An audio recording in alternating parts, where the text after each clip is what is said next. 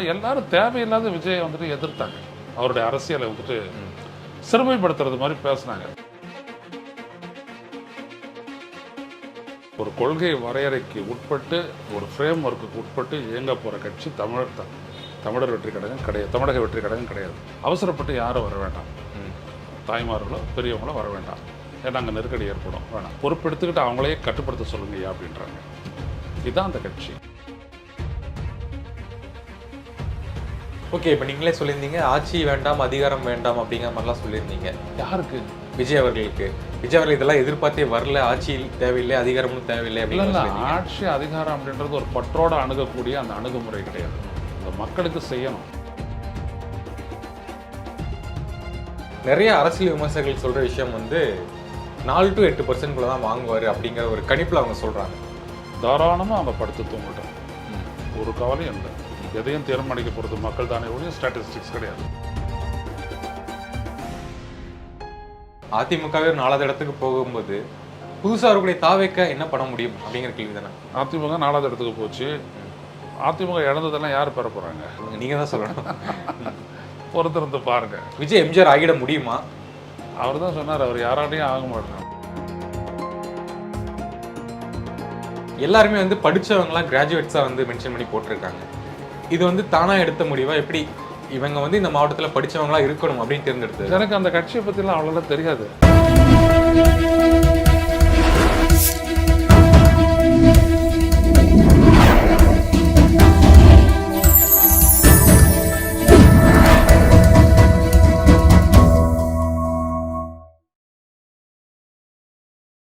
Channel 5 Tamil நேயர்களுக்கு வணக்கம். இன்றைய நேர்காணலில் நம்முடன் இணைந்திருப்பவர் திரு ஐயநாதன் அவர்கள். வணக்கம் சார். வணக்கம்.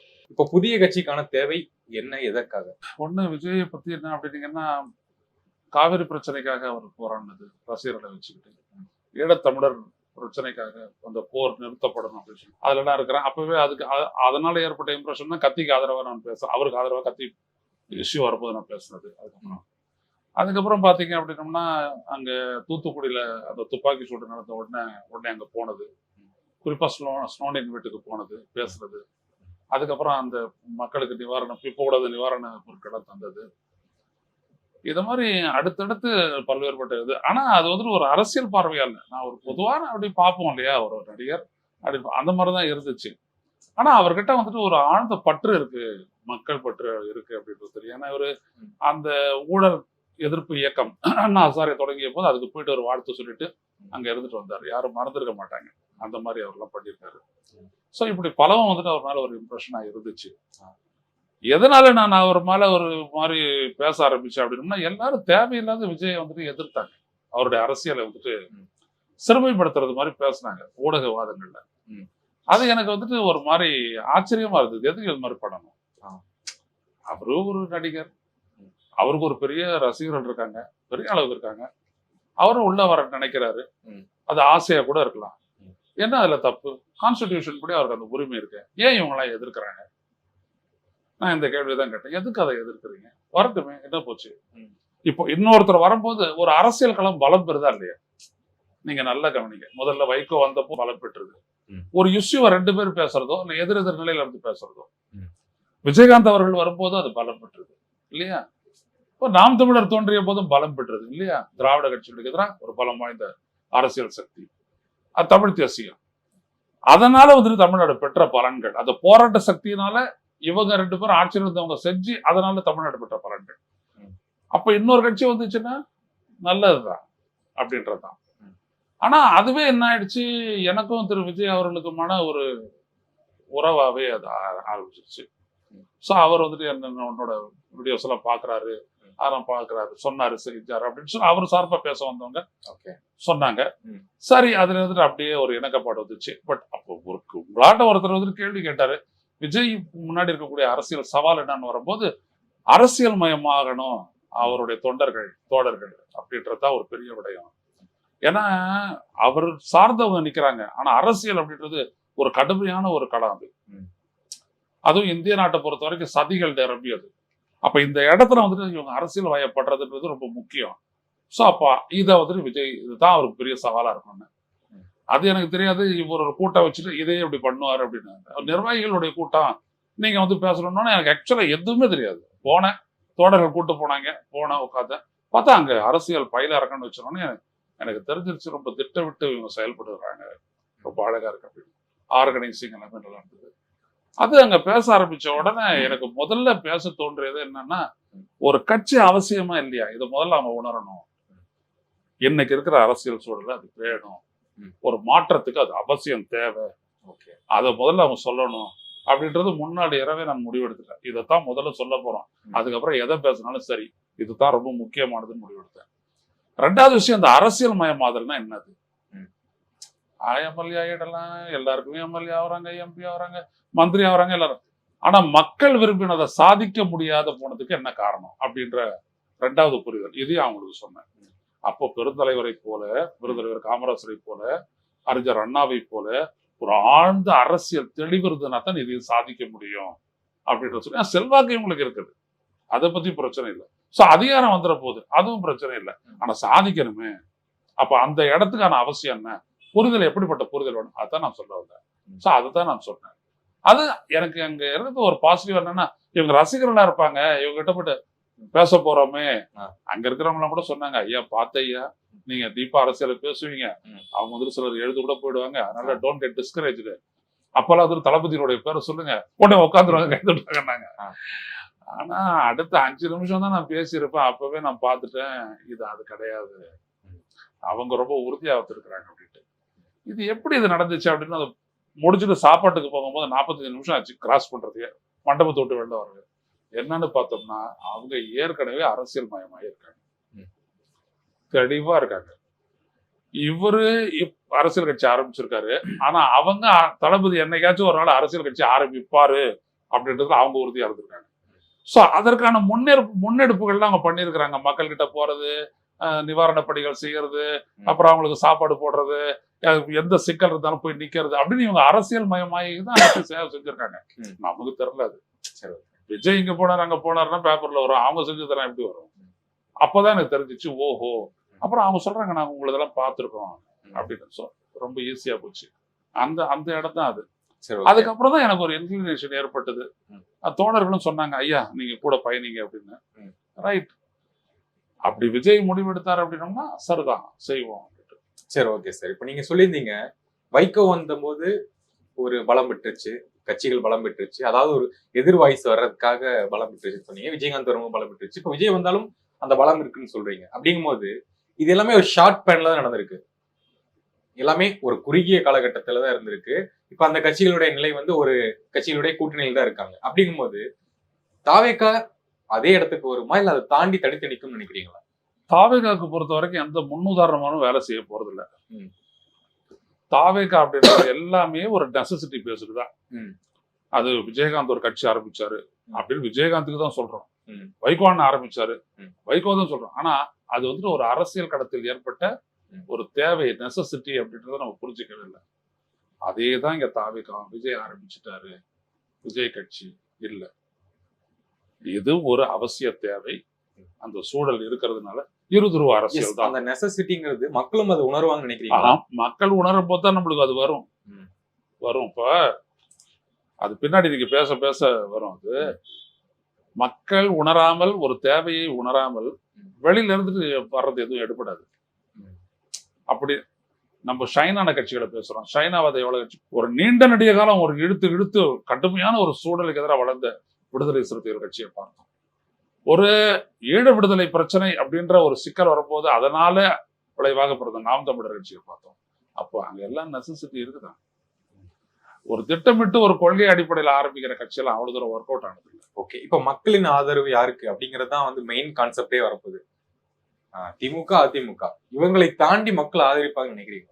திமுக அதிமுக தான் அப்படின்னு சொல்றதே ஒரு மித்து தான், மாயை தான் அது. இப்ப இவ்வளவு பேர் இருக்கிறாங்களே, ஏன் இவ்வளவு பேர் விஜய் ஆரம்பிச்சிட்ட உடனே தங்களை வந்துட்டு உறுப்பினர்களா வந்துட்டு பதிவு பண்ணிட்டாங்க? அது வந்துட்டு ஒரு ஈர்ப்புனால அப்படின்னோம்னா, ரெஜிஸ்டர் பண்ண எல்லாமே அவருடைய ரசிகர்கள் தானே. அவ்வளவு பேரா? நான் வெளியிலேயே பார்த்தேன், பெரியவங்க எல்லாமே பார்த்தேன், அவங்க எல்லாமே வந்துட்டு ஆதரவா இருக்காங்களே, பெண்கள் ஆதரவா இருக்காங்களே.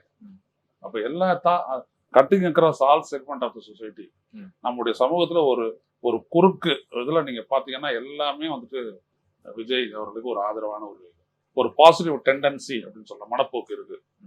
ஸோ அவருடைய அரசியல் கட்சி அப்படின்றது அவர் சொல்லக்கூடியது என்னது, டெலிவர் பண்ணணும், மக்களுடைய எதிர்பார்ப்பை நிறைவேற்றணும், தேவைகளையும் நிறைவேற்றணும், எதிர்பார்ப்புகளையும் நிறைவேற்றணும், எதிர்காலத்தையும் அவங்களுக்கு வந்துட்டு ஒரு நல்ல எதிர்காலம், அதுல தான் நம்மளுடைய வெற்றி அப்படின்றாரு.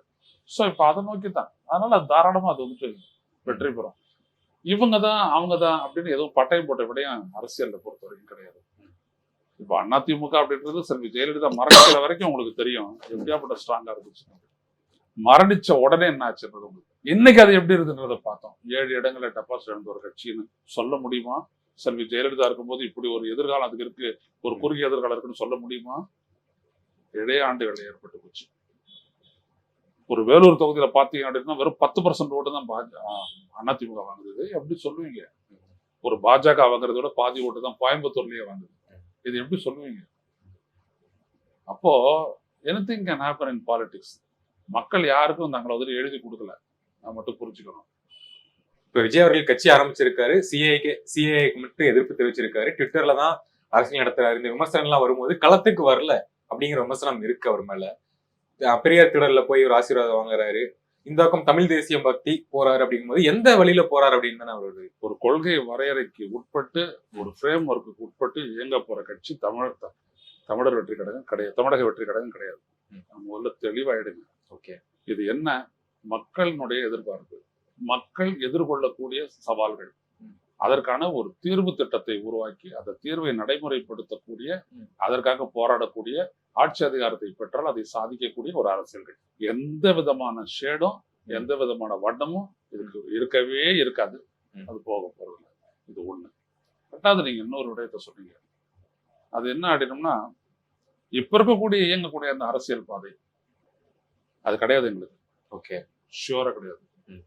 இது என்ன அப்படின்னம்னா, எப்படி விஜயனுடைய அந்த ஃபாலோயர்ஸ் வந்துட்டு ஒரு புதியவர்களோ அரசியல் களத்துக்கு, புதியவர்கள் இல்லை பட் ஒரு தேர்தல் அரசியல் களத்துக்கு பால்முடைய வராங்களோ, அதே போல எங்களுடைய பாதையும் புதுமையானதாக தான் இருக்கும். அது வந்துட்டு நீங்க 27ஆம் தேதி தெரிஞ்சுக்கலாம். ஓகே. இப்ப அவரு இப்ப வந்துட்டு இருக்க ஸ்டைல் எல்லாமே பார்க்கும்போது ஒரு சினிமா பாணியிலேயே வந்து ஒரு நகர்த்துறாரு அப்படின்னு எல்லாம் வருது விமர்சனம். ஏன்னா ஒரு டீசர், ட்ரெய்லர், படம் ரிலீஸ் அனௌன்ஸ்மெண்ட் அந்த மாதிரி தான் சினிமால வரும். அதே மாதிரிதான் ட்விட்டர்ல வந்து ரிலீஸ் பண்றாரு, கொடி அறிவிக்கிறாரு, மாநாடு அறிவிக்கிறாரு. அப்படிங்கும்போது சினிமா பாதையில் தான் விஜய் பயணிக்கிறாரா? இன்னும் அரசியல்வாதியா முழு நேர அரசியல மாறலையா? அந்த உறுதிமொழி படிச்சாரு, அது எந்த சினிமா? ஒரு நீட்டு தேர்வுக்காக ஒரு விளக்கம் கொடுத்தாரு, தேவையில்லை அப்படின்னு சொல்றது, அது எந்த சினிமா? மாநிலங்கள்கிட்ட தான் கல்வி உரிமை இருக்கணும் அப்படின்னு சொன்னது எந்த சினிமா? இல்ல ஈழத்துக்காக வந்துட்டு அவரு உண்ணாவிரதம் தனது ரசிகரோட இருந்தது எந்த சினிமா?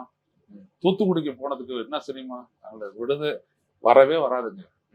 அது அவருடைய தொழில். தேர் எண்ட்ஸ் த மேட்டர். இந்த இடத்துல தனக்கு இந்த நிலையை கொடுத்த மக்களுக்கு ஒரு அரசியல் ரீதியா நம்ம என்ன செய்ய போறோம் நாம அப்படின்னு அவர் சொல்லும் போது, அவருடைய ரசிகர்கள் எல்லாரோட இணைஞ்சு ஒரு கூட்டு முயற்சியா இதை என்ன செய்ய போறோம் அப்படின்றதுதான். நீங்க நல்லா எடுத்துக்கலாம், அதுவும் என்கிட்ட நீங்க எடுத்துக்கலாம். நான் உணர்ந்து சொல்றேன், மிகப்பெரிய ஒரு ஆழ்ந்த ஒரு நல்ல அரசியல் கட்சியை நம்ம தமிழ்நாடு பார்க்கும். அதனால நீங்க தொடர்ந்து ஒரு நல்ல கட்சியா இருக்கும்னு சொல்றதுக்கு என்ன ஒரு எக்ஸாம்பிள் எடுத்துக்கலாம் சார்? எதனால ஒரு சான்று சொல்லுங்க, இதனால இது நல்ல கட்சியாக இருக்கும். இப்ப கடைசியா அந்த கடிதத்தை எடுத்துக்காங்களேன், அந்த கடிதத்தை கொஞ்சம் ஆழ்ந்து பாருங்களேன். சொல்லு கிடையாது, செயல்தான். அவசரப்பட்டு யாரும் வர வேண்டாம், தாய்மார்களோ பெரியவங்களோ வர வேண்டாம், ஏன்னா அங்க நெருக்கடி ஏற்படும், வேணாம். நான் வந்துட்டு அந்த கட்சிக்கு புதியவன். அந்த மேடைக்கு நான் போகிறதுக்கு முன்னாடி சொல்றாங்க, அவங்கள வந்துட்டு பொறுப்பெடுத்துக்கிட்டு அவங்களையே கட்டுப்படுத்த சொல்லுங்க அப்படின்றாங்க. இதுதான் அந்த கட்சி. எதையும் ஒரு திறந்த மனதோட அது வந்துட்டு எதிர்கொள்ளுது, அவ்வளவுதான். ஸோ இதெல்லாம் தான் ரொம்ப முக்கியமானது. அது மட்டும் இல்ல, கொடியை பற்றிய விளக்கத்தை நான் அங்க தர்றேன் அப்படிதான் அவர் சொல்றாரு. எந்த இடத்துலயுமே வந்துட்டு ஒரு ஹைப்பு அதெல்லாம் ஒண்ணுமே கிடையாது. இன்னும் சொல்ல போனா ஒரு லோ ப்ரொஃபைல் ஆட்டிடியூட் தான் அவர்கிட்ட இருக்கு. ஓகே, எந்த இடத்தையும் வந்துட்டு அப்படியே பூதாகரமா காட்டுறது, செயல்ல நம்ம பாத்துக்கிறோம் அப்படின்றது தான் அவர்கிட்ட இருக்கு. ஓகே. ஸோ அதனால நீங்க விஜய் வந்துட்டு ஒரு ஒரு வெளிச்சம் போடக்கூடிய ஒரு அரசியல் தலைவராக இருப்பாரு, கிடையவே கிடையாது. மாநாட்டுல நிறைய பேர் கூட்டணும், அதுக்காக தான் இவ்வளவு பெரிய இடத்த இது பண்ணிருக்காங்க. அதுவும் பத்துமா அப்படின்ற ஒரு இடம் தான் இருக்கே தவிர மற்றபடி வேற எதுவும் சிக்கல் கிடையாது. ஓகே, இப்ப நீங்களே சொல்லியிருந்தீங்க ஆட்சி வேண்டாம், அதிகாரம் வேண்டாம் அப்படிங்கிற மாதிரிலாம் சொல்லியிருந்தீங்க. யாருக்கு? விஜய் அவர்களுக்கு. விஜய் அவர்கள் இதெல்லாம் எதிர்பார்த்தே வரல, ஆட்சி தேவையில்லை, அதிகாரமும் தேவையில்லை இல்ல அப்படின்னு இல்ல சொல்லியிருந்தீங்க. ஆட்சி அதிகாரம் அப்படின்றது ஒரு பற்றோட அணுகக்கூடிய அந்த அணுகுமுறை கிடையாது. இந்த மக்களுக்கு செய்யணும், தன்னை இந்த நிலைக்கு உயர்த்திய மக்களுக்கு தானும் செய்யணும். ரெண்டாவது விஷயம், அவருக்கும் ஒரு ஆஸ்பிரேஷன் இருக்கும்ல, பொலிட்டிக்கல் ஆஸ்பிரேஷன். இந்த நாட்டுல அரசியல் குவாலிட்டி இப்படி இருக்கணும்ன்ற ஒரு எண்ணம் இருக்கும்ல, அதைத்தான் நான் சொல்ல வரேன். அவருக்கு தேவையில்லை, கட்சிக்கு தேவையில்லை. எதையும் சாதிக்கணும்னா அதிகாரம் இல்லாத முடியுமா? அப்ப அதிகாரத்தை பெற போவதில்லைன்னா எதுக்கு அரசியல் கட்சி? தட் இஸ் த டூல், அதான் கருவி. அதுல இருந்து நம்ம எல்லாத்தையும் செய்ய முடியும். அதனால அதை தெளிவுபடுத்துறேன். ஓகே. இப்போ இந்த பர்சன்ட் அப்படிங்கிற ஒரு விஷயம் வந்து தேர்தல் அரசியல பெரிய விஷயமா பேசப்படும். ஏன்னா விஜய் அவர்கள் இப்பதான் வராரு அப்படிங்கும் போது இப்பவே ஒரு பர்சன்ட்ல ஒவ்வொருத்தர் கணிக்க ஆரம்பிச்சிட்டாங்க. ஒரு சிங்கிள் டிஜிட்ல வாங்குவாரு, டபுள் டிஜிட்ல வாங்குவாரு, இதுக்குள்ளதான் இருக்கும் அப்படிங்கிற நிறைய விஷயங்கள் சொல்லிட்டாங்க. நிறைய அரசியல் விமர்சகர்கள் சொல்ற விஷயம் வந்து 4 to 8% தான் வாங்குவாரு அப்படிங்கிற ஒரு கணிப்புல அவங்க சொல்றாங்க. தாராளமா அவங்க படுத்து தூங்கட்டும், ஒரு கவலையும் இல்லை. எதையும் தீர்மானிக்க போறது மக்கள் தானே ஒழிய ஸ்டாட்டிஸ்டிக்ஸ் கிடையாது, புள்ளி வரமோ வரலாறோ எதையும் கிடையாது. மக்கள் கிட்ட போயிட்டு வேலை செய்ய போறோம், அவ்வளவுதான் சார். பூர்ணமே அதுல என்னால இங்க இருந்து உத்தரப்பிரதேசம் சொல்ல முடியும்னா இவங்களை எல்லாம் தாண்டி என்னால தமிழ்நாட்டை சொல்ல முடியும். என்னால வேண்டாம். நான் என்ன சொல்ல வரேன்னா, இது மக்களுடைய களம், எதிர்பார்ப்பு, தேவை. இந்த இடத்தை தான் நாம வந்துட்டு மீட் பண்ணணும். எங்களுக்கு இன்னொரு அரசியல் கட்சியெல்லாம் கிடையாது. இதுதான் மக்களுடைய, அதான் நான் சொன்னேன், மக்களுடைய சவால் எங்களுக்கு அனுசலாம். ஓகே, உங்களுடைய கணிப்பு என்னவா சார் இருக்கு? எதையுமே கணிக்காதீங்க. 26க்கு வாங்க, எப்பொழுது போல சந்திப்பீங்க. நீங்க சந்திக்க வரும்போது நானும் சந்திப்பேன். அப்பவே நீங்க பாத்துக்கலாம், ஒண்ணு வேணாம். இன்னொரு டவுன் த லைன் ஒரு 6 மாசம் இடைத்தேர்தல் வரட்டும், அப்ப தெரியும் என்ன இது அப்படின்ட்டு. ஓகே, அதுல பார்ட்டிசிபேட் பண்ணுவாங்களா? நிச்சயமா நிச்சயமா. அந்த கட்சி வந்துட்டு உறுதியா இப்பவே கட்டமைப்பு அப்படின்ற ஒரு விடயத்தை சொன்னோம். கட்டமைப்புக்கு ரெடியா தான் இருக்காங்க. எதையும் வந்துட்டு சிரமப்பட்டு சாதிக்க வேண்டிய விடயம் கட்சி ரீதியா, அமைப்பு ரீதியா அது முடியாது. ஓகே, இப்ப 234 தொகுதியிலும் ஆள் நிற்பாங்க சட்டமன்ற தேர்தலில். ஷோர். ஓகே, அப்போ விஜய் மட்டும்தான் ஜெயிப்பார் அப்படிங்கிற விமர்சனம் இருக்கு. ஏன்னா விஜய் தெரிந்த முகம், ரசிகர்கள் பற்ற இருக்காங்க. மீதி மற்றவர்கள் எப்படி சார் அவங்களுக்கான ஓட்டுகள்? எதுவுமே இல்லைங்க ஐயா. நாங்க எங்க 27ஆம் தேதி தான் டே 1, டேட் ஆஃப் பர்த் 27ஆம் தேதி அக்டோபர். அவ்வளவுதான். எக்ஸ்பெக்டட் டேட் ஆஃப் டெலிவரி மாதிரி, EDD மாதிரி. இது வந்து எங்களோட டேட் ஆஃப் பர்த் அதான், DOP அதான். அதுல இருந்து ஆரம்பிக்குது எல்லாமே. ஒரு கொள்கை பிரகடனம், தீர்மானங்கள், இலக்குகள், கொள்கை என்ன, எல்லாம் அன்னைக்கு தான் முடிய போகுது. அதுல இருந்து நாங்க ஆரம்பிக்கிறோம். அது இப்ப எப்படி சொல்ல முடியும்? அவருடைய தோழர்கள், நான் ஏற்கனவே நான் சொன்னேன், ஒரு விஜய் மக்கள் இயக்கமாவே அவங்க நிறைய விடயத்தை செஞ்சிருக்கிறாங்க. இப்ப அரசியல் கட்சியாக மாறுதுன்னும் போது அவங்கள ஜெயிக்கிறது அவ்வளவு கஷ்டமானதா? நீங்க என்ன அந்த அரசியல் பயிலரங்கத்துக்கு நீங்க வரல, இன்னும் அவங்களுடைய யாரையும் நீங்க பாக்கல, பாத்தீங்கன்னா தெரியும். சூழ்நிலையில அதிமுகவே 4வது இடத்துக்கு போகும்போது புதுசா அவர்களுடைய தாவேக்க என்ன பண்ண முடியும் அப்படிங்கிற கேள்வி தானே. அதிமுக 4வது இடத்துக்கு போச்சு. அதிமுக இழந்ததெல்லாம் யாரு பெற போறாங்க? நீங்க தான் சொல்லணும். பொறுத்திருந்து பாருங்க. ஓகே, இப்போ என்னைக்குமே வந்துட்டு ஒரு அரசியல் களம் வந்துட்டு எப்படி வரும் அப்படின்னீங்கன்னா, ஒரு மாற்று ஒண்ணு உருவாயிட்ட உடனேயே அது வரைக்கும் செல்ல தகாததா இருந்தது வந்துட்டு இல்லாம போயிடும். அவ்வளவுதான். நான் அதிமுக குறிப்பிட்டெல்லாம் சொல்றது, ஒரு பெரிய கட்சி அது இன்னைக்கும், அது ஒரு ஜெயண்ட். ஆனா எழுந்திருக்க முடியலன்னா அவர் ஏகப்பட்ட விடயங்கள் இருக்குது. இதுல ஒரு விஷயத்த மட்டும் நான் சொல்றேன், சிக்கலும் சூழலும் தான் அரசியலை தீர்மானிக்க போகிறது. 26ல எது சிக்கல் அப்படின்றத பொறுத்துதான் அன்னைக்கு இருக்கக்கூடிய அரசியல் சூழல். அதுல இருந்துதான் எல்லா முடிவுகளும் பிறக்கும். அவருடைய பொதுச் செயலாளர் புசி ஆனந்த் அவர்கள் அவருடைய ஆக்டிவிட்டிஸ் பத்தி சில விமர்சனங்கள் எல்லாமே இருந்துட்டு தான் இருக்கு. சில விஜய் ரசிகர்களே வந்து இந்த சோசியல் மீடியால கமெண்ட் பண்றாங்க. ஏன்னா இந்த ஒரு அனௌன்ஸ்மெண்ட் பேசியிருந்தாரு, தீபாவளிக்கு போனஸ் வேணாம், வேலையை வேணாம், என் தலைவன் கூப்பிட்டான், நீங்க மாநாட்டு வாங்க அப்படின்னு சொல்லியிருந்தாரு. இன்னொரு பக்கம் பார்க்கும்போது அவரு ஒரு ரசிகர் வந்து போட்டோ எடுக்க வராங்க, கால் மேல கால் போட்டு அவர் பாட்டுக்கு மொபைல் யூஸ் பண்ணிட்டு இருந்தாரு. இதெல்லாம் என்ன ஒரு ஆட்டிடியூடு? விஜய் வந்து சரியா தேர்ந்தெடுக்கலையோ அப்படிங்கிற மாதிரி விமர்சனங்கள் அவங்க மேல இருக்கிறாங்க. நீங்க அவரை எப்படி பாக்குறீங்க? நான் இந்த அரசியல் பயிலரங்கத்துக்கு போகும்போது நான் பார்த்தது என்னன்னா, one of the best organisers. அந்த மாதிரி நான் பார்த்தேன். சில கட்சிகள்ல தான் அப்படி இருப்பாங்க. அந்த மாதிரி ஒரு பெஸ்ட் ஆர்கனைசரா அவர் பிடிச்சிருக்காங்க. அது விஜயனுடைய ரசிகர்களை வந்துட்டு அந்த அமைப்புகளை சமாளிக்கிறது அவ்வளவு சாதாரண விட இல்லை அப்படின்றதெல்லாம் அன்னைக்கு தாங்க தெரிஞ்சிச்சு. அவ்வளவு பேர் எங்க இருந்தாலும் ஒரு 50-60 பேர் இருக்கிறாங்க. அவங்கள அப்படியே வெளில போட்டு ஒரு 50-60 பேர் வராங்க. ஸோ அந்த ஒரு பெரிய ஒரு ஆர்கனைசர் 10 மணிக்கு கூட்டணும் தொடங்கணும்னு நினைச்சாரு அவரு. இவ்வளவு பெரிய கூட்டம் ஒரு மண்டபத்தில் நடந்தாலும் அந்த மாதிரி வந்துச்சு. 10 கூட்டாரு. அதுக்கே சலிச்சுக்கிறாரு. அது ஒரு நேரத்துல நடக்கணும் அப்படின்றாரு. ஸோ அவர் தான் விஜயனுடைய சுமையை ஒரு அமைப்பு ரீதியான அந்த சுமையை அவர் தான் சுமக்கிறத நான் பார்த்திருக்கேன். இது தாண்டி எனக்கு அவரை பத்தி அவ்வளவுதான் தெரியாது வேற ஒண்ணும் இல்லை. ரெண்டாவது இந்த விஷயத்தை பத்தி எனக்கு சொன்னாங்க. நான் ஒரு தொலைக்காட்சி போனஸ் எல்லாம் வேணாம், சேலரி வேணாம் அப்படி சொல்லல. நம்ம கட்சியினுடைய ஒரு தோழர் ஒருத்தர் மளிகை கடையில வேலை செய்யறாரு. அவரு லீவு கேட்டாரு. அந்த முதலாளி கொடுக்க முடியாது அப்படின்னாரு. அது ஞாயிற்றுக்கிழமையா இருந்தும் கூட கொடுக்க முடியாதுன்னு சொன்னாரு. நீ லீவு கொடுத்தாலும் கொடுக்கலனாலும் நான் போக போறேன், இந்த வேலை போனாலும் பரவாயில்ல, என் சம்பளம் போனாலும் பரவாயில்லன்ட்டு நான் வந்துட்டு அதுக்கு நான் போவேன், ஏன்னா என் தலைவன் கூப்பிடுறான் அப்படின்னு. இதைத்தான் அவர் வழியில சொன்னாரு. சோ அதுக்கு எவ்வளவு பெரிய பூசணி சுத்தி இல்ல இருக்காங்க. இதுவும் வந்து ஒரு தவறான ஸ்டேட்மெண்ட் தானே. வேலை போனாலும் பரவாயில்ல, நீ வா மாநாட்டுக்கு இல்ல, வாங்க, தவறான அவரு statement அப்படி தானே. சொல்லல. ஏன்னா விஜய் அவர்கள் முன்னாடி ஒரு ஆடியோ லான்ச்ல சொல்லியிருக்காரு, உங்களாலதான் நான் வளர்ந்தேன், என்ன வச்சு நீங்க வளர்ந்துக்கோங்க அப்படின்னு ஒரு ஸ்டேட்மெண்ட் சொல்லியிருந்தாரு. அப்படிங்கும்போது விஜய் அவர்கள் பாயிண்ட் அப்படிதான் இருக்கும். வீட்டை பாருங்க அப்புறம் என்ன பாருங்கிற மாதிரி தானே இருக்கும். இல்லைங்க, வீட்டை பாருங்க என்ன பாருங்க அப்படின்றதெல்லாம் உண்மைதான். நாட்டையும் பாருங்க அப்படின்னு சொல்லிட்டு தான் விஜய் வந்திருக்கிறாரு. வேலையை விட்டுட்டு வந்து எப்படி சார் பார்ப்பாங்க? அதுதானே விஷயம். இல்லைங்க, அப்படிலாம் ஒண்ணுமே இல்லை. நீங்க அதை பெருசாக்குறீங்க. அதான் நடந்தது, நான் என்னன்னு சொல்லிட்டேன். இதைத்தான் அவர் சொன்னாரு அப்படின்றதையும் நான் சொல்லிட்டேன். அதுக்கு மேல எனக்கு ஒண்ணும் தெரியாது. ஆக்சுவலா எவ்வளவுதான். யாரும் அப்படி பண்ணுவாங்களா? ஒரு நார்மல் சென்ஸ்ல இருந்து நீங்க பேசுங்க. யாராவது அப்படி சொல்லுவாங்களா? விட்டுட்டு பாத்துக்கலாம் அப்படின்னு. ஒரு பெரியவங்க பெண்கள் வரவேணான்னு சொல்லக்கூடிய ஒரு கட்சியினுடைய தலைவன், அவர் கூட இருக்கக்கூடிய ஒரு பொதுச் செயலர் எப்படி அதை சொல்லுவாரு? இப்படியான ஒரு ஈர்ப்புல இருக்காங்க, ஆர்வத்தோட இருக்காங்க அப்படின்றதுக்கு தான் அவர் சொன்னாரு. ஒழிய விட்டுட்டு வா அப்படிலாம் ஒண்ணுமே, அப்படிலாம் அடைக்க வேண்டிய அவசியமும் இல்லாத கட்சி இது. புரியுதுங்களா? ரெண்டாவது, இது வந்து ஒரு ஊடக உலகம். எல்லாரும் லைவ் டெலிகாஸ்ட் பண்ண போறாங்க. அதுல என்ன இருக்குது அடிச்சு பிடிச்சிட்டு வர்றதுக்கு? ஓகே, இப்போ ரசிகர்கள் வந்து வாக்காளர்கள்லாம் மாறுவாங்களா அப்படிங்கிற கேள்வி இருக்குல்ல. ஆமா ஆமா, அது எப்படி சார் டிரான்ஸ்ஃபர் ஆகும் நினைக்கிறீங்க? அந்த ஏன்னா 27 இப்போ ஒரு மிகப்பெரிய தலைவர்களுக்கே வந்து இப்போ ஓட் டிரான்ஸ்பரிங் கெப்பாசிட்டி இல்ல அப்படின்னு முத்திரை குத்திடுறாங்க. அப்படிங்கும்போது புதுசா வரக்கூடிய அவர்களுக்கு எப்படி ஓட் டிரான்ஸ்பரிங் ஆகும்? ஏன்னா அதிமுக வாக்கு இங்க வருது அந்த மாதிரி சொன்னீங்க. இப்ப எதற்காக தமிழக வெற்றி கழகம் அப்படின்னு நம்ம சொல்லிட்டோம். என்ன தமிழக வெற்றி கழகம் தனது இலக்கா வச்சிருக்குது? Stars, 28 stars. என்னது கேட்டீங்கல்ல நீங்க கொடியில, அதுக்கான பதில் எல்லாம் வந்து 27ஆம் தேதி.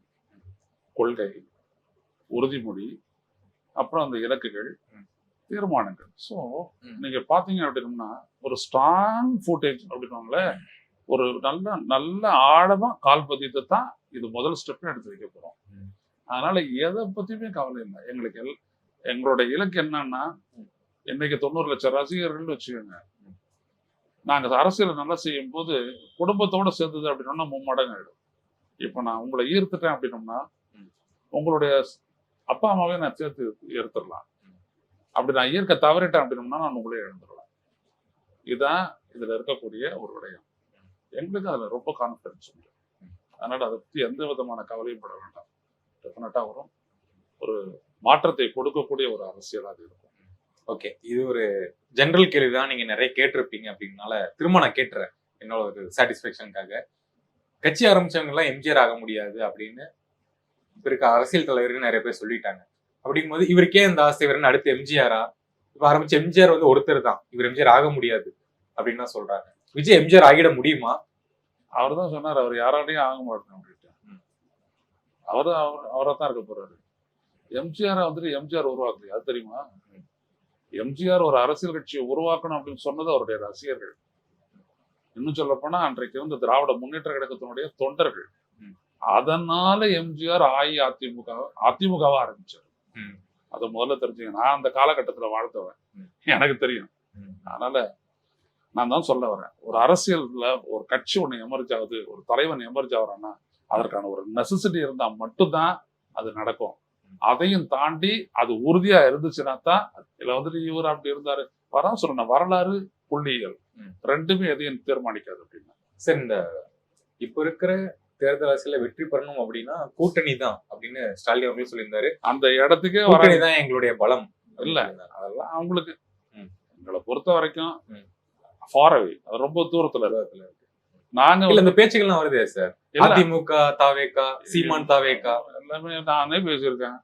விசிகா தாவேகா, தாவேகா, திமுக மட்டும்தான் நீ ஜாயின் ஆகல. ஆமா, அதான் எல்லாத்து கூடயும் சொல்லிட்டாங்க. நான் சொன்னேன், நான் ஒரு அரசியல் அணி உருவானா நல்லா இருக்கும் அப்படின்றத நான் சொன்னேன். அவ்வளவுதான். அதெல்லாம் ஒரு ஆசைதான், ஒரு ஆசைதான். ஆனா அதுதான் நடந்தாங்களே சார். விசிகா, அதிமுக, தாவேகா சேர்ந்தா ஜெயிச்சிடலாம் அப்படின்னு. தமிழ்நாட்டுல 2 கரும்புள்ளிகள் இருக்கு. கரும்புள்ளிகள் பிளாக் ஹோல்ஸ். ம். இதுல எதுல போயிட்டு ஒட்டினாலும் அந்த கட்சி ஒண்ணு இல்லாத போயிடும். ஓகே. இதுல ரொம்ப தீர்மானமா விவரம் தெரிஞ்சவன் நான். இதையே நான் காஷன் பண்ணியிருக்கேன் ம். திரு விஜயகாந்த் அவர்களுக்கும். ஓகே. 2009 அவரை அந்த சொல்லு தான் காப்பாத்துச்சு. ம், ம். 2011 போய் விழுந்துட்டாரு. முடிஞ்சு போச்சா? ம். அவ்வளவுதான். So, அது பண்ணுவாரா விஜய் பண்ணுவாரா? அது எப்படி கூட இருக்கிறோம்ல விஜயகாந்த் அதே போர்ஸ்ல தான் வந்தாரு. அதெல்லாம் அம்மா அவர்களையும் விமர்சனம் பண்ணாங்க, கலைஞர் அவர்களையும் விமர்சனம் பண்ணாங்க. எதற்கு மாற்ற மக்கள் நம்மள பாக்குறாங்களோ ம். நீங்க அந்த மாற்றம் தான் இருக்கணுமே ஒழிய மாற்றத்துக்கு எதிரானதோட நீங்க போனீங்கன்னா முடிச்சு போயிடுவீங்க. சரி, 2 லைவ் எக்ஸாம்பிள் நமக்கு இருக்கு. விஜயகாந்த் அவர்கள் அதிமுக நினைச்சாரு, வரலாறு கமல் வந்து திமுக நினைச்சாரு. வரலாறு விட்டுருங்க தம்பி. ம். வரலாறு இங்க நடக்க போறது இல்ல. Okay. It is going to be the future. ம். அதான் 3 விஷயத்த சொன்னாரு. ஒண்ணு, ம். மக்களினுடைய தேவைகள், எதிர்பார்ப்புகள், எதிர்காலம். இதுதான் தமாகவுடைய இலக்கு. அது தமிழக வெற்றி கழகத்தினுடைய இலக்கு. தாண்டி எதுவும் கிடையாது. சைட்ல கீட்லாம் பார்க்க வேண்டிய அவசியம்லாம் எதுவுமே கிடையாது. இப்போ நான் இந்த நிர்வாகி லிஸ்ட் எல்லாம் பார்க்கும்போது ஒரு மாவட்டத்தினுடைய தலைவர், செயலாளர் எல்லாரும் பார்க்கும்போதுமே எல்லாருமே வந்து படிச்சவங்க கிராஜுவேட்ஸா வந்து மென்ஷன் பண்ணி போட்டிருக்காங்க. இது வந்து தானா எடுத்த முடிவா? எப்படி இவங்க வந்து இந்த மாவட்டத்துல படிச்சவங்களா இருக்கணும் அப்படின்னு தேர்ந்தெடுத்து? எனக்கு அந்த கட்சியை பத்தி எல்லாம் அவ்வளவுதான் தெரியாது. ஆ. தெரியாது. ம். எங்களுக்குள்ள ஒரு பேக்டோர் கம்யூனிகேஷன் தான் இது வரைக்கும் இருக்குது. ம். அவ்வளவுதான். சோ அவர் சொல்றாரு, அதை என்கிட்ட சொல்றாங்க, நான் அதை செய்யறேன், அவ்வளவுதான். ஓகே. மத்தபடி எனக்கு தெரியாது. எதையுமே நீங்க தெரியாது. தனிப்பட்ட முறையில சந்திச்சு பேசினது அந்த மாதிரி? இல்ல, ம். கிடையாது. இது வரைக்கும் சந்திக்கவே இல்லை. ஓகே. ஒரு முறை அவர் போன்ல பேசியிருக்காரு, இந்த கத்தி படத்துக்காக ஆதரவு பேசுறதுக்காக நன்றி தெரிவிச்சிருக்காரு. அதான் எனக்கும் அவருக்கும் நடந்த ஒரே கம்யூனிகேஷன். மத்தபடி எல்லாம் வந்துட்டு உளவியல் தான், ம். சைக்காலஜிக்கல் கான்டாக்ட் தான். மற்றபடி வேற ஒண்ணு. மற்றபடி இவங்க சொல்லக்கூடிய அவரோட பழகுறவங்க சொல்லுவாங்க, அவர்கிட்ட சொல்லுவாரு, ம். அது சொல்லுவாங்க என்கிட்ட. நான் அதை பத்தி தான். Okay sir. ஒரு இறுதியான கேள்வி. என்ன பிக்கப் பண்ணது அவரு, ம். நான் அவரை பிக்கப் பண்ணல, அது சொல்லிடுறேன். ஓகே. ஒரு இறுதியான கேள்வி. நடிகர்களின் அரசியல் சினிமா ஸ்டைல சொல்லணும்னா எல்லாமே ஃபிளாப் அப்படின்னு தான் சொல்லணும். ஏன்னா சிவாஜி அவர்கள் ஆரம்பிச்சு சரத்குமார், கார்த்திக், கமலஹாசன் அவர்கள் இந்த வரிசையில வந்து எப்படி ஒரு சஸ்டைனபிலிட்டியா இருக்க போறாரு, சஸ்டெயின் பண்ண போறாரு? சிவாஜி கூட நான் இருந்தவன். ம். திரு VP சிங் அவர்களோடு அவர் தலைவராக இருந்த போது ஜனதா தளத்துல தென்சென்னை மாவட்ட இளைஞர் ஜனதா தள தலைவராக நான் இருந்திருக்கேன். சிவாஜி ஒரு ஃபிளாப்லாம் எதுவுமே கிடையாது. விடயம் என்ன அப்படின்னோம்னா வந்துட்டு ஒரு அரசியல் கட்சிக்கு ஸ்திரத்தன்மை இல்லை, உறுதித்தன்மை இல்லை அப்படின்னோம்னா ம். அது எப்படியாப்பட்ட தலைமையா இருந்தாலும் அது முடிஞ்சு போயிடும். ம். காமராஜருக்கு பின் பழைய காங்கிரஸ் என்ன ஆனது? ம். ஜனதா எங்க இருக்குது? ஜனதா தள் எங்க போச்சு? காங்கிரஸ் அந்த அளவுக்கு ஊபி பீகார்ல அடிச்சு புடிச்சிட்டு மேல வந்த ஜனதா தள் இன்னைக்கு இல்ல. அதை புரிஞ்சுக்கங்க. சோ எல்லா விதமான மாற்றமும் அரசியல் களத்துல ஏற்படும். அதனால இந்த பழைய காலம், கடந்த காலம், அந்த வரலாறு ஒருவேளை தேசிய கட்சியோட கூட்டணி அந்த வாய்ப்புகள்? எதை பத்தியுமே பேசாதீங்க. ஏன்னா எங்களோட திங்கிங்ல அது இல்லவே இல்லை. கூட்டணின்றதுதான் எங்களோட திங்கிங். எங்களோட thinking to be with the people. மக்களோட இருக்கணும், மக்கள் கிட்ட இருந்து புரிஞ்சுக்கணும், அவங்களுடைய தேவையை அறிஞ்சுக்கணும், சாதிக்கிறதுக்கான வழிமுறையை வகுக்கணும். அது சாதிக்கிறதுக்கு மக்கள் எவ்வளவு ஆதரவு தராங்களோ அதற்கேற்றபடி செயல்படணும். அவ்வளவுதான். Okay sir. தாவேக்காவுக்கும் உங்களுக்கும் இந்த பயணத்துக்கு வாழ்த்துக்கள் சார். தொடர்ந்து பேசுவோம். நேர்காணலுக்கு நன்றி. வணக்கம்.